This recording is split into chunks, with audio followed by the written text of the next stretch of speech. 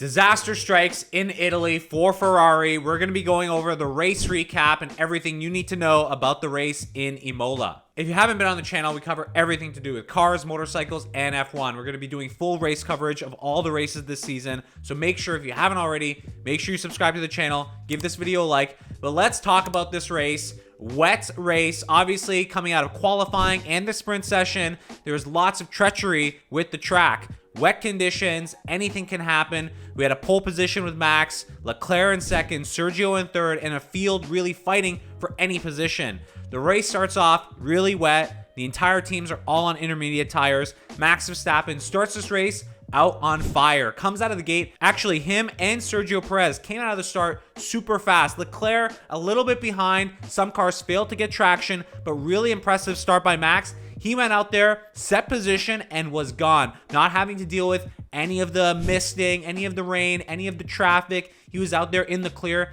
and he kept pacing lap after lap, increasing his time on the field, and really setting himself up for a win in this F1 race, and really truly now solidifying that Red Bull's back into the driver and constructor championship. So a lot of stuff changed in this race. This was a race and opportunity for Ferrari to really put a chokehold on this entire drivers championship and the constructors championship, and really everything went into a disaster mode into that first turn. Unfortunately, Carlos Sainz yet again crashes out. No mistake to his own. Daniel Ricciardo and him get a little too close. Honestly, I think that's just racing. I don't think there was any ill intention by Daniel Ricciardo here. You can see in the replay, this is just hard racing. This is what's going to happen when you go side by side with each other. And it was honestly just a disappointing start for Ferrari. Carlos Sainz just coming off of that 2-year contract commitment with Ferrari, wanting to go big at home,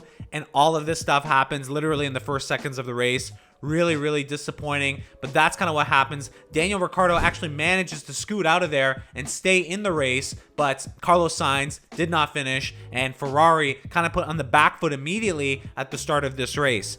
If we go through the lineup, Verstappen, Perez kept up on those intermediates through the first session. It was a slippery and slidey session in Imola. Very wet conditions, changing conditions as well. So lots of teams are thinking, is the rain coming? Is it not coming? Should we be going on slicks? Should we be staying on the inters? Trying to cool those inters by going into the wet patches because the track was drying. Lots of this kind of stuff was happening throughout the entire race and truly led to a lot of chaos.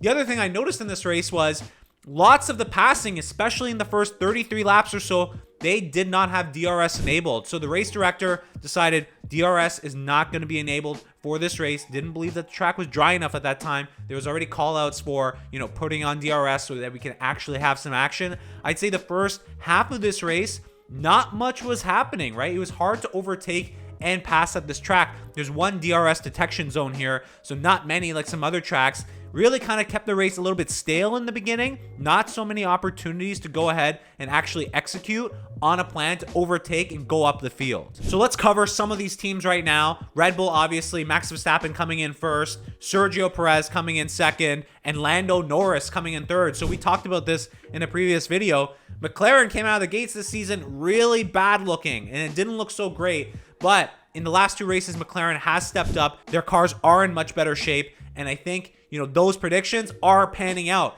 especially the prediction around Daniel Ricciardo. Again, kind of at the back. He suffered from that crash in the beginning, but again, he's not impressing as much as Lando Norris, so he continues to be my pick. Lando, in terms of like the Ferrari driver that you want to go ahead and keep your eyes on. Daniel Ricciardo still has a lot to kind of catch up on and impress me personally with. George Russell with the Mercedes. So the Mercedes story, obviously the car is not working to championship contention like the previous season. Toto Wolff has talked about this openly and publicly. But there is a disparity between George Russell finishing in 4th position, P4, and Lewis Hamilton finishing in 13th. Lewis Hamilton wasn't able to do much today. Honestly, between the field, the wet conditions, going back and forth, no DRS detection zone for the first half of the race, it was kind of a stalemate for Lewis Hamilton. He wasn't able to progress through the field at all. Valtteri Bottas had a great run-in with George Russell, so both of them were fighting back and forth around those top-tier positions in 4th and 5th. Big race by Bottas. He did phenomenal. And then Leclerc, the the disaster struck for Leclerc at the final laps of this race. Really setting the pace in the beginning, going up, catching up to Sergio Perez. All of this was happening at the last couple laps of this race, and he just went over on the turn a little too hard into the rumble strips and just launched the car up, lost control of the car, hit into the barrier, and unfortunately had some damage that he had to go in and get pitted for on his front wing. So a huge disaster there for Ferrari. Understand, he was trying to, get into Sergio's DRS detection zone. Make sure you're up there. The laps remaining are dwindling down. You don't have much time. Just being super aggressive, and that disaster happened for Ferrari. Really, really impacting the Constructors and Drivers Championship now, which, this was Ferrari's opportunity to take a stranglehold of this championship, and it fell apart at home for them. So I got a feel for Leclerc. He dropped down to 8th or 9th. In the last few laps, he managed to overtake Tsunoda, Vettel, Magnussen. So really, really good for him there. But, one mistake in F1 in a race can cost you everything, right? So he was P2, he could have been P3, or he could have been P2, but ends up being P6 for Ferrari. So you would think with Carlos Sainz, going out, Leclerc would be a little less aggressive, right? Make sure you finish the race. A little bit too aggressive on that turn, and unfortunately it cost him. So really disastrous turn of events for Ferrari. You look at, actually one of the great stories is for Aston Martin. Sebastian Vettel, Lance Stroll finishing in the points.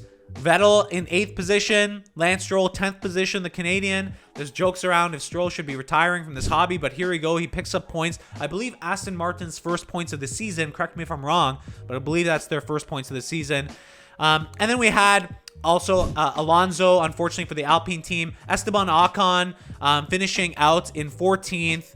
But Alonso not finishing. He had some damage to his side pod. Side pod blew up right when he was beside Hamilton on the straight, and they had to bring him in. His aerodynamic performance just went down.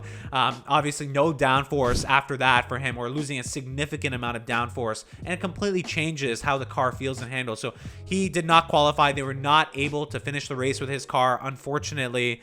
Alex Albon, the Williams team, hey, no crashing for Williams. That's awesome. Nicholas Latifi deserves an award for, not crashing and putting it out to the spec. But quite honestly, it was a chaotic race. Lots of craziness happening because of the weather conditions. Mick Schumacher also in the beginning of the race, he started actually, I believe, in P10 in one of his best starts in qualifying, but ended up going out to 17th because of the little mix-up in the beginning of the race where he went off the track, lost all his positions. I'm not the biggest believer in Schumacher. A lot of people think that he's going to become an up-and-coming racer. He hasn't proven that to me yet, so there's a lot of learning probably there for him. And another great story is for Haas, actually. It's Magnussen, right? Coming in P9.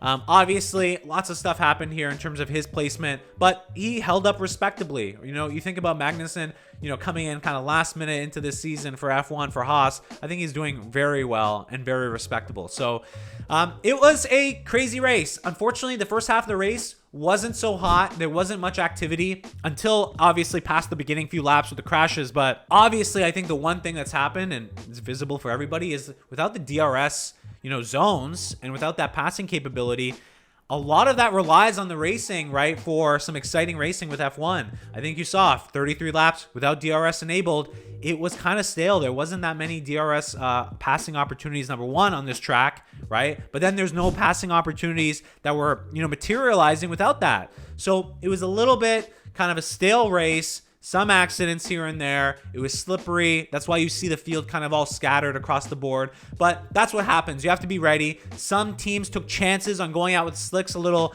earlier when it was potentially going to rain. Daniel Ricciardo, the McLaren team, kind of put him out and tested him on slicks. They put him on medium tires to go out there and just see what it was like. Then you found the entire field switched over to their slicks. But it was a great race. I think one thing to keep in mind is that the championship and the Constructors Championship is now back into the fold when we thought Ferrari had the stranglehold on it. And we're going to see what happens in Miami, right? There's a lot of racing still left in this season.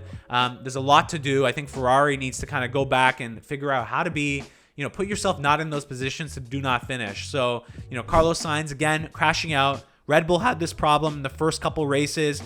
They've sorted it out. Max Verstappen coming out strong.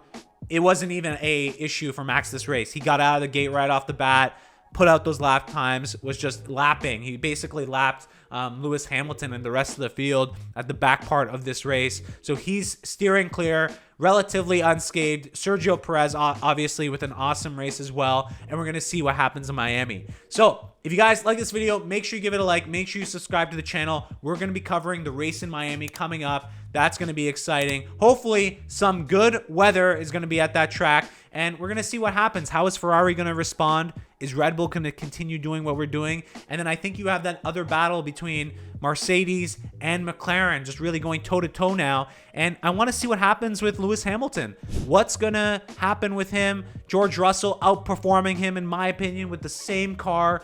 And it's going to be some exciting times. And my dark horse pick, Valtteri Bottas. I think he's doing a lot of great things in that Alfa Romeo. If you haven't also, make sure you check out, and I'll link this in the description box down below, join our fantasy league. So we have a fantasy league. There are prizes coming.